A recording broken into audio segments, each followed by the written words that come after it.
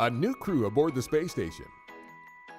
Curiosity rover's new science findings on Mars.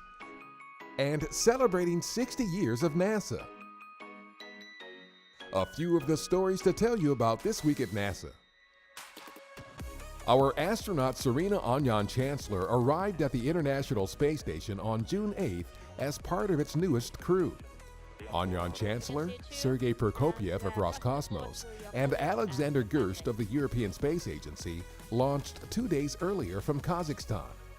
Meanwhile, astronaut Scott Tingle returned safely to Earth June 3rd with crewmates Norishige Kanai of Japan and Anton Shkaplerov of Russia. They spent 168 days living and working on the station.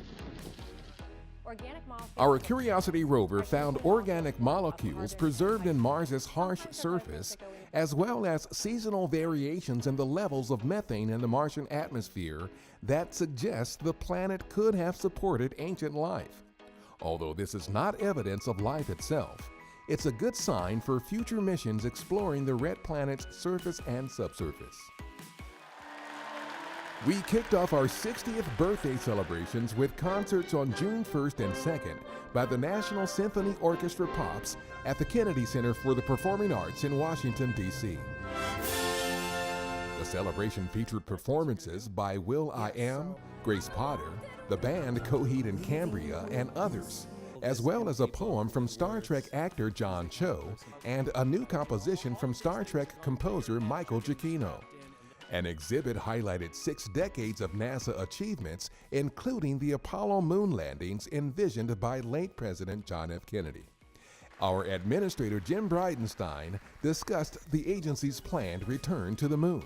We have a plan to send humans back to the moon and then onto Mars. We have the most amazing rocket designers on the planet building the systems right now that are going to take humans farther into the solar system than ever before. Teams of students from U.S. universities participated in the second Mars Ice Challenge, June 5th through 7th. The goal is to demonstrate unique methods of extracting as much water as possible from simulated Martian subsurface ice. Future astronauts who visit distant worlds will need this kind of technology to take advantage of the resources at hand. That's what's up this week at NASA.